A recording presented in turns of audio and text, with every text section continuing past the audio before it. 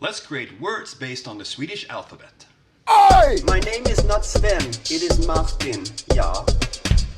Yes, and obviously that sounds like a duh. Aren't all words based on the alphabet? They are, but in this case we're going to take the specific letter and I'm going to tell you what the specific letter could mean in Swedish. Here we go. And the first letter is A, and in Swedish that is pronounced A or ah. And if you say ah, that means that you understand. You're like, ah. See what I'm getting at here now? Okay, let's go.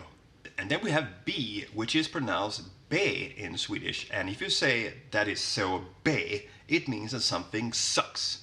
But be, be, can also be the verb to ask or to pray. Be. Then we have C, which in Swedish is pronounced se, and se, se, means to see something. Att se, to see. And then we have D, which in Swedish is de. And de is a slang version of det, it. And then we have E, which in Swedish is pronounced e. I know all the vowel sounds are different in Swedish and English. And e is slang for är, which is, the verb is. So if we take D, E, and B and put that all in a sentence, you would have det be. Det be. It is so be. It is so bad. And then we have G, which in Swedish is pronounced gay. And gay, G-A-Y, is the same word in Swedish as it is in English. Gay meaning someone who is homosexual. And then we have I, which in Swedish is pronounced E. I know, it's complicated. And that means in. So, jag bor i en stad. I live in a city.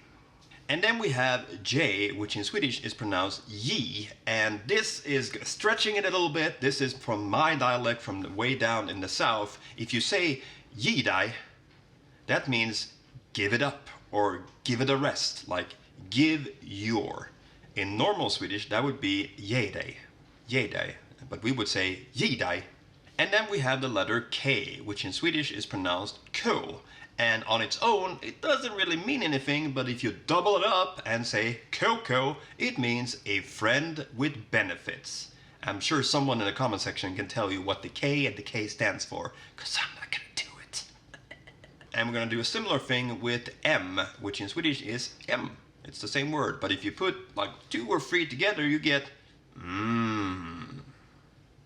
Think that is a universal sound. And then we have the letter O, which in Swedish is U. And if you say ooh, that basically means yuck. And then we have the letter P, which in Swedish is pronounced P. And if you say sätta P för något, set a P for something, that means that you're gonna put something to rest, that you're gonna stop something.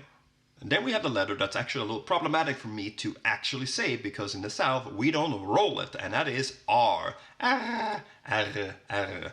And it's not so much a word, but if you do like R, then you know what that means. You like it. You like it a lot.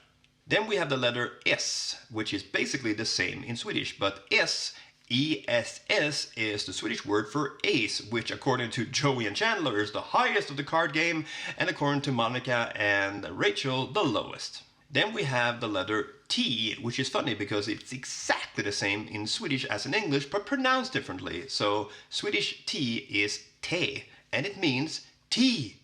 Ah. Then we have the letter V, which in Swedish is pronounced ve, and if you say ve och fasa, it basically means the horror, the horror.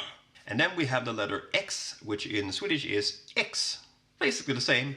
And here it also means someone that you used to date, short for ex-boyfriend or girlfriend. And we're going to finish off with 2 of the 3 vowels that do not exist in the English language. And the first one is O. And if you say en O, that means a stream. A tiny, tiny, tiny little river. And the last one is en Ö. En Ö, and that means an island. So there you go, that was some of the letters of the Swedish alphabet that actually means something when you say just the letter. Do you have examples in your language of how the alphabet actually makes up an own word or a sound or anything that has to do with something that means something? Let us know in the comments, and thank you for watching this flaky little fun video about letters and alphabet and stuff. I hope you have a great day, and I'll see you soon.